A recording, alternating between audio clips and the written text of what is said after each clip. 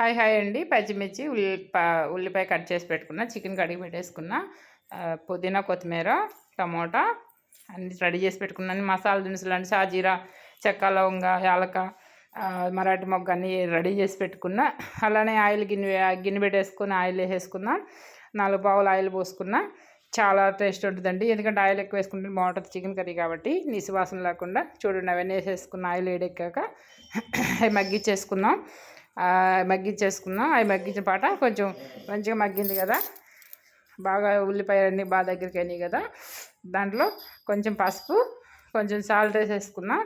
అన్నీ వేసేసుకున్నాక కొంచెం గ్రేవీ బాగా వస్తుంది కదా, కొంచెం బాగా ఎంత మగ్గితే అంత బాగుంటుంది. చూడండి ఎంత బాగుందో, చాలా టేస్టీగా ఉంది కదా, చాలా బాగుంది ఫ్రెండ్స్. చూడండి మంచిగా అయింది కదా. అలా అయిన పాట కొంచెం అల్లం వెల్లిపాయ పేస్ట్ కూడా పచ్చి వాసన పోయేదాకా వేయించేసుకుందాం. పచ్చి వాసన 1 స్పూన్ వేసానండి అల్లం వెల్లిపాయ పేస్ట్. నేను పచ్చి వాసన పోయేదాకా వేయించేసుకుందాం. బాగా వేగిపోయింది కదా. అట్లనే చికెన్ కడిగి పెట్టేసుకున్నాం కదా, ఫస్టే చికెన్ యాడ్ చేసుకుందాం.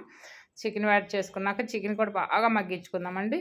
అసలు దాంట్లో వాటర్ లేకుండా పోయేదాకా మగ్గిద్దాం, అప్పుడే బాగుంటుంది కర్రీ. నేనైతే వాటర్ కూడా యాడ్ చేయనండి కర్రీలు, ఎప్పుడు ఇలానే వండుతాను, డైరెక్ట్గానే వండుతా. దాంట్లో వాటర్ సరిపోతుంది. చూడండి, ఆ వాటర్ అంతా నీసు వాటర్ అంతా పోయింది కదా. ఆ తర్వాత 2-3 స్పూన్లు కారం, ఎందుకంటే పెద్ద కారం ఘాటు ఉండదండి, ఇది చూసి దానికి కలర్ఫుల్గా ఉంటుంది అంతేను, కాబట్టి కొంచెం ఎక్కువే పడుతుంది.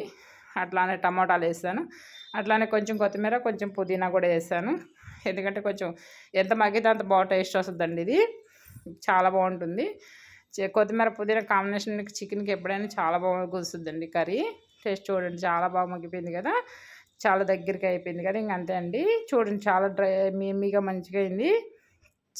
అలా మగ్గించుకుంటానే ఉండాలి, అలా మగ్గించుకుంటూ చూడండి చాలా బాగా వచ్చింది కదా. అట్లానే కొంచెం గరం మసాలా కూడా యాడ్ చేశాను నేను. గరం మసాలా యాడ్ చేశాక కొత్తిమీర, పుదీనా కొంచెం పైన కొంచెం ఉంది కదా, అది కొంచెం కూడా యాడ్ చేశాను. తర్వాత పైన కొంచెం నెయ్యి యాడ్ చేశానండి. నేను నెయ్యి వేసుకున్న మూలం చాలా బాగుంటుంది. నేను నెయ్యి యాడ్ చేశాను, చూడండి ఒకసారి. చాలా టేస్ట్ ఉంటుంది, చాలా సింపుల్ చేసుకోవచ్చు, చాలా సింపుల్ కర్రీ అండి, చాలా టేస్ట్ ఉంది. ఓకే అండి, బాయ్ అండి ఫ్రెండ్స్. సబ్స్క్రైబ్ చేసుకోండి ఫ్రెండ్స్.